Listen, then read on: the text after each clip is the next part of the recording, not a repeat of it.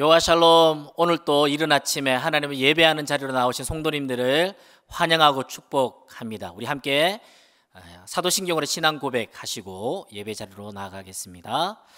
전능하사 천지를 만드신 하나님 아버지를 내가 믿사오며 그 외아들 우리 주 예수 그리스도를 믿사오니 이는 성령으로 잉태하사 동정녀 마리아에게 나시고 본디오 빌라도에게 고난을 받으사 십자가에 못 박혀 죽으시고 장사한 지 사흘 만에 죽은 자 가운데서 다시 살아나시며 하늘에 오르사 전능하신 하나님 우편에 앉아 계시다가 저리로서 산 자와 죽은 자를 심판하러 오시리라. 성령을 믿사오며 거룩한 공예와 성도가 서로 교통하는 것과 죄를 사하여 주시는 것과 몸이 다시 사는 것과 영원히 사는 것을 믿사옵나이다. 아멘. 찬송가 38장 예수 우리 왕이여 함께 찬양하시겠습니다.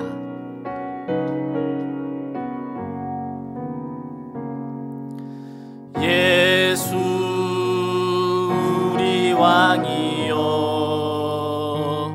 이곳에 오셔서 우리가 왕께 드리는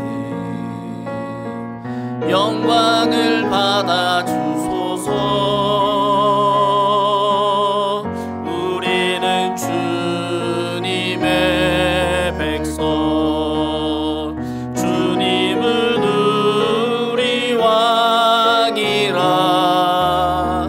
왕이신 예수님 오셔서 좌정하사 다스리소서.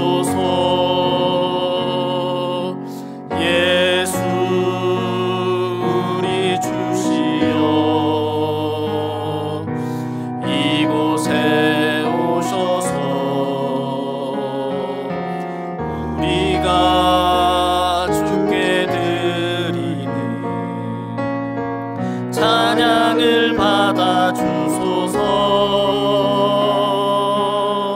우리는 주님의 종들, 주님은 우리 주시라.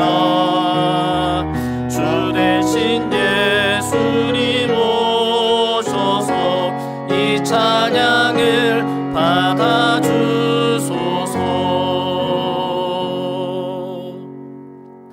오늘 함께 살펴볼 말씀은 창세기 46장 1절에서 7절 말씀까지 함께 읽도록 하겠습니다. 창세기 46장 1절에서 7절 말씀입니다.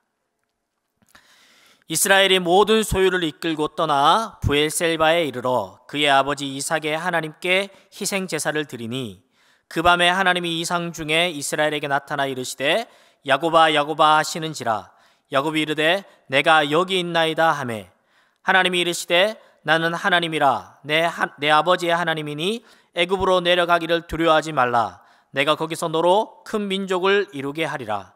내가 너와 함께 애굽으로 내려가겠고 반드시 너를 인도하여 다시 올라올 것이며 요셉이 그의 손으로 내 눈을 감기리라 하셨더라. 야곱이 브엘세바에서 떠날새 이스라엘의 아들들이 바로가 그를 태우려고 보낸 수레에 자기들의 아버지 야곱과 자기들의 처자를 태우고 그들의 가축과 가나안 땅에서 얻은 재물을 이끌었으며 야곱과 그의 자손들이 다 함께 애굽으로 갔더라.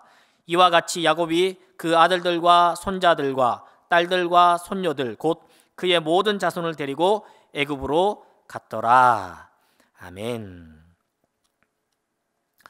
1643년 영국의 웨스트민스터 대성당에서 98명의 신학자들과 11명의 교회 지도자들이 1163회의 회의를 거쳐서 작성된 것인데 우리나라를 포함해서 전 세계 장로 교회들이 성경적인 기독교 신앙의 바른 진술로 인정하는 것이 바로 웨스트민스터 신앙 고백서입니다.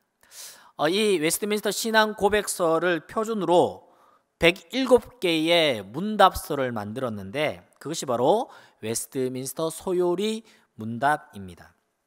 이 소요리 문답의 첫 번째 문제와 첫 번째 해답을 아마 많은 성도님들이 알고 계실 텐데요. 첫 번째 문제는 이렇습니다. 사람이 제일 되는 목적이 무엇인가? 해답이 무엇이죠? 사람이 제일 되는 목적은 하나님을 영화롭게 하는 것과 영원토록 그를 즐거워하는 것이다 라고 대답을 주고 있습니다. 하나님을 영화롭게 하고 영원토록 그를 즐거워하는 것, 이 긴 문장을 한 단어로 요약하면 무엇이 될까요? 예배입니다. 즉 사람의 제일 되는 목적은 하나님을 예배하는 것입니다. 하나님은 우리가 예배하는 것을 기뻐하시고 즐거워하십니다. 그래서 하나님은 우리 모두가 예배자로 서기를 바라시고 그렇게 빚어가십니다. 우리의 모든 삶의 상황들, 기쁜 일, 감사한 일, 때로는 고난과 역경과 환난을 통해서라도 결국 하나님이 우리를 예배자로 세워가신다라는 것입니다. 오늘 본문 말씀을 통해서 우리가 같이 생각해 볼 말씀은 두 가지인 것 같아요. 첫 번째로는 인생의 큰 변화 앞에서 우리가 갖추어야 할 믿음의 태도, 하나님과의 친밀한 예배를 회복하자라는 것입니다. 창세기 46장 1절 말씀에 보니까 이스라엘의 모든 소유를 이끌고 떠나 브엘세바에 이르러 그의 아버지 이삭의 하나님께 희생 제사를 드리니, 야곱이 하나님께 지금 예배 드립니다. 계속해서 걱정하고 낙심하고 좌절하던 야곱이 드디어 하나님께 예배하는 장면입니다.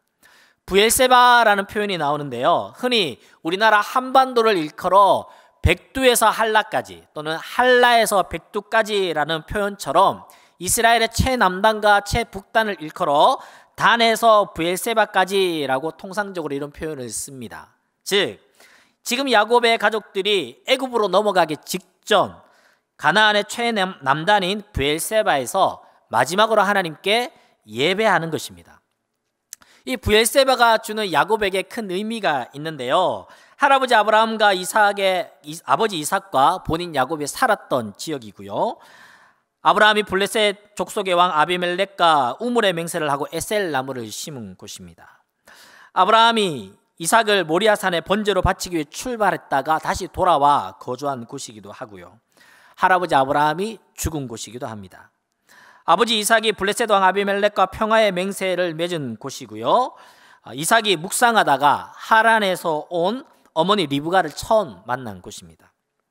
에서와 야곱 쌍둥이가 태어난 출생지이기도 하고요, 야곱이 아버지 이삭을 속여 장자의 축복을 받은 곳이고, 야곱이 에서를 피해 밧단 아람으로 출발했던 곳이 바로 이 브엘세바입니다. 이렇듯 할아버지 아브라함과 아버지 이삭 그리고 자신에게까지 너무나 많은 추억이, 또 하나님의 약속과 축복이 담겨 있는 이곳에서 하나님을 예배하고 있습니다. 하나님은 고난과 기근과 역경을 통해서 하나님을 만나기를, 또 하나님께 나아가기를 원하십니다. 기쁜 일이든 감사한 일이든 고난이든 역경이든 이 모든 과정을 통하여서 하나님은 우리와 친밀한 관계 안에 거하기를 원하신다라는 것입니다. 인생의 큰 변화와 선택의 기로 앞에서 하나님은 당신의 자녀들이 믿음의 태도, 그 갖기를 원하는 믿음의 태도 첫 번째는 하나님과의 친밀한 예배를 회복하는 것입니다. 입시를 앞두고 있습니까? 결혼을 앞두고 있습니까? 진로 결정의 중요한 기로에 있습니까? 이직을 생각하고 계십니까? 인생의 중요한 선택의 순간들이 있을 수 있지요. 분당 우리 교회는 1만 성도 파송 운동이라는 큰 변화의 시점에 있습니다. 가평 우리 마을이 하나님 은혜 가운데 순조롭게 건축되고 있습니다. 다음 세대를 위한 드림센터가 쓰임받을 것이고, 기독교 선교를 연구소를 통해서 거룩한 다음 세대를 세워가야 할 주요한 변화 앞에 있습니다. 이런 큰 변화 앞에서 가장 먼저는 우리 모두가 하나님과 친밀한 예배를 회복해야 된다라는 것입니다. 이 새벽을 비롯하여서 수요 예배, 금요 기도회, 주일 예배, 주일학교 예배, 대학 청년부 예배 등 하나님과의 친밀한 예배를 회복하는 저와 우리 성도님들 되기를 소망합니다. 두 번째로는 인생의 큰 변화 앞에서 우리가 갖추어야 할 믿음의 태도 두 번째, 예배 안에서 결정하자라는 것입니다. 가나안은 하나님께서 아브라함과 그 후손들에게 약속으로 주신 땅입니다. 그런데 창세기 12장에 보니까 아브라함이 약속의 땅에 들어갔지만 기근으로 인해서 애굽으로 내려간 그런 사건이 기록되고 있습니다. 단순히 애굽으로 내려간 것으로 끝나는 것이 아니라 그곳에서 아내를 누이라고 속이고 그 아내가 애굽 왕에게 욕보임을 당할 뻔했던 사건이 기록되어져 있습니다. 이와 비슷하게 창세기 26장에도 보니까 이삭이 흉년을 피해서 블레셋 땅 그랄로 갔다가 생존을 위해서 그의 아내를 누이라고 또 속이고 블레셋 왕 아비멜렉에게 아내가 욕보임을 당할 뻔했던 사건도 기록되어져 있습니다. 이 주요한 두 사건을 야곱도 아마 알고 있었겠죠. 그렇다 보니까 기근과 흉년 때문에 약속의 땅을 버리고 등지고 애굽으로 내려가는 것이 야곱의 마음이 어쩌면 불편했을 수도 있습니다. 그렇다 보니 그의 인생에서 큰 변화의 선택을 하나님과 친밀한 예배 안에서 그는 하나님께 물었습니다. 결론적으로 하나님은 애굽으로 내려가도록 지시하셨고 훗날 출애굽에 대한 약속까지도 말씀해 주셨습니다. 창세기 46장 2절에서 4절 말씀입니다. 그 밤에 하나님이 이상 중에 이스라엘에 나타나 이르시되 야곱아 야곱아 하시는지라. 야곱이 이르되 내가 여기 있나이다 하매 하나님이 이르시되 나는 하나님이라 내 아버지의 하나님이니 애굽으로 내려가기를 두려워하지 말라. 내가 거기서 너로 큰 민족을 이루게 하리라. 내가 너와 함께 애굽으로 내려가겠고 반드시 너를 인도하여 다시 올라올 것이며 요셉이 그의 손으로 내 눈을 감기리라 하셨더라. 아멘. 우리가 중요한 결정을 앞두고 있다면 하나님께 예배 드리면서 결정해야 합니다. 우리가 어떤 결정을 내릴 때 내게 물질적인 유익이 있느냐, 물질적으로 손해가 되느냐, 내가 좀 더 안락함을 얻느냐, 불편해지느냐가 우리의 선택의 주요한 조건이 되는 것이 아니라 이것이 하나님의 기쁨이 되느냐, 이것이 하나님의 뜻에 맞는가, 하나님이 함께 하시는가에 따라서 결정해야 합니다. 중요한 결정은 모두 예배를 통해서 내릴 때 가장 안전합니다. 예배 드리면 하나님의 음성이 들립니다. 예배 드릴 때 믿음의 소리가 들립니다. 예배 중에 하나님의 세미한 음성을 들을 수 있습니다. 하나님의 음성에 귀 기울이시고 아멘으로 순종하며 따를 때 그 결정과 이후의 일들을 하나님이 책임져 주실 줄로 믿습니다. 오늘 말씀의 결론입니다. 예배는 하나님의 뜻을 묻는 시간입니다. 예배는 하나님 앞에 확신을 얻는 시간입니다. 그래서 우리는 하나님 앞에 평생 예배자로 서야 합니다. 하나님 우리 자신을 그렇게 예배의 자리에 머물기를 원하십니다. 오늘 하루 그리고 우리의 인생의 큰 변화와 선택의 기로 앞에서 야곱처럼 하나님께 예배하며 인도받는 우리 성도님들 되기를 축복합니다. 기도하겠습니다. 사랑의 하나님, 사람의 제1된 목적은 하나님을 예배하는 것입니다. 이른 아침 오늘 또 우리는 예배로 하루를 시작합니다. 우리의 평생의 삶이 하나님과 친밀한 예배 속에 거하는 삶 되게 하여 주시고 인생의 중요한 변화와 선택의 기로 앞에서 하나님께 예배하며 그 예배 속에서 묻고 하나님의 뜻에 아멘으로 순종하며 따르는 우리 모든 성도님들 다 될 수 있도록 은혜 베풀어 주시옵소서. 오늘도 예배로 하루를 시작합니다. 오늘 온종일의 삶이 하나님 앞에 예배하는 우리의 삶이 되기를 소원하옵고 예수님의 이름으로 기도드립니다. 아멘. 우리 함께 기도했으면 좋겠습니다. 인생에서 중요한 큰 변화와 선택의 기로 앞에서 가장 먼저 하나님과 친밀한 예배를 회복하는 우리 성도님들 되시기를 축복합니다. 더불어서 인생의 주요한 결정 앞에 예배 안에서 들려주시는 하나님의 음성에 믿음으로 순종하며 아멘하며 인도받는 우리가 되기를 소원하며 함께 기도드리겠습니다. 사랑해 주님 감사합니다. 이른 아침에 하나님을 예배하며